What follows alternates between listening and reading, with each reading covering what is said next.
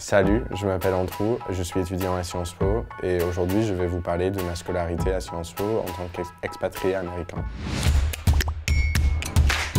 J'ai intégré Sciences Po à travers la procédure internationale. La procédure, c'est un genre de dossier où on a besoin de recommandations de nos profs et aussi d'écrire une lettre de motivation.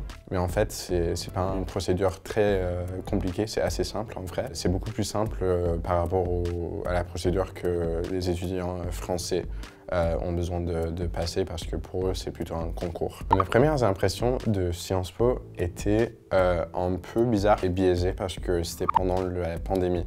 Donc j'ai commencé tous mes cours en ligne et la première fois que je suis vraiment allé en cours à Sciences Po, c'était pendant plutôt mon deuxième semestre où j'avais un seul cours en présentiel. Du coup, évidemment, ça a été beaucoup influencé par la pandémie. C'est un très beau bâtiment, Sciences Po. J'ai bien aimé le petit campus qu'il y a. J'ai adoré mes profs, j'ai trouvé que les leçons étaient toutes très intéressantes et du coup, mes premières impressions étaient très positives de mes cours et de mes camarades de classe. Alors, moi, je suis dans un master à PSIA, c'est-à-dire l'école d'affaires internationales à Sciences Po.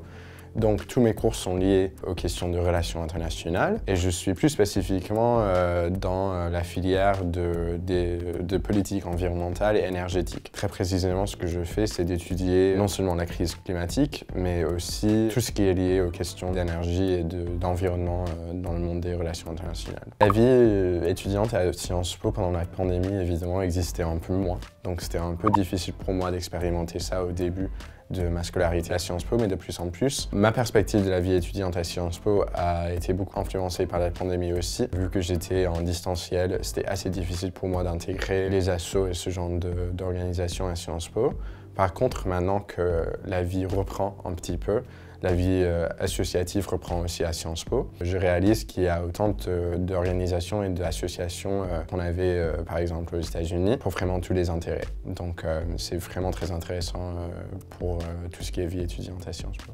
Je viens de finir mon stage de 3e semestre à Sciences Po, ce qui est nécessaire dans l'école où je suis, dans l'école d'affaires internationales. Après ça, j'ai quelques mois de vacances et je reprends mes études en janvier, quand je ferai mon 4e et dernier semestre à Sciences Po, un master. Après ça, je compte potentiellement pouvoir trouver un boulot en France, plus précisément dans la politique énergétique à Paris. J'espère que cette vidéo vous a plu. N'hésitez pas à vous abonner à Up to School Back. Goodbye!